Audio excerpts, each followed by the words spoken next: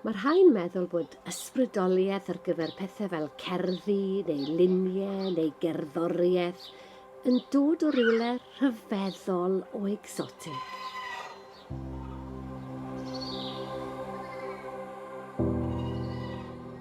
Ond mae hynny'n gamarweiniol yn dwyll, oherwydd mae rhyfeddod o'n cwmpas ni bob dydd. Ac yn y ffilm fer hon, gadewch i ni barhau ystyried y pethau cwbl arferol sydd hefyd, o sylwi arnyn nhw, yn bethau cwbl rhyfeddol.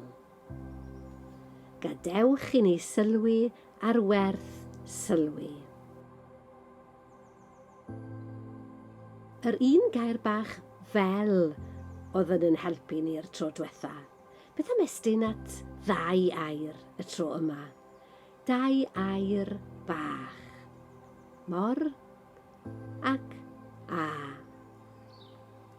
Gweithio mor galed, mor o'r golwg a phryfyn. Y peth cyntaf sydd angen gwneud felly yw arafu a sylwi. Beth am roi cynnig arni? Enghraifft, beth sydd fan hyn, tybed? Pwy yw'r dawnsiwr hwn? Dawnsiwr? Pwy yw'r ddawnswraig hon? Neu'r dawnswyr?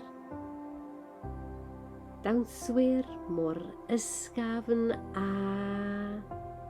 chysgod yn symud i gan y gwynt.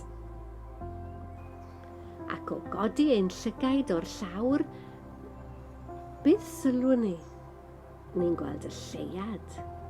Lleiad y dydd yn cadw cwmni i'r cymylau llwyd. Y lleiad mor llwyd, amhwyliau i ddoi. Y cwmwl mor welw a chlaf. Ac ar beth mae'r glist yn sylwi? Sŵn y gwynt mor swnllyd ac anadl anodd. A'r llygad, sylwi ar yr haul mor fawr a diwrnod braf. A dyma nhw, y dawnswyr oedd yn bwrw cysgod ar y gwair, dau gris. Mae gan y bardd R.S. Thomas gerdd am ddau gris ar lein ddillad, fel dau gymar yn methu nesau at ei gilydd. Beth wedwn ni? Dau gris mor agos, mor bell wrth ei gilydd, a dau hen ffrind. Dim ond lein ddillad, peth mor gwbl arferol. Ond beth am wrando ar ei sŵn hi, ei henw hi, lein. Allwch chi feddwl am air neu eiriau eraill sydd ar sŵn l-n fel lein? Rhowch gynnig arni. L-n yn lan, mor lan a scrubs ar lein, ac l-n y lôn, lein fel lôn drwy'r awyr las. Beth am dillad?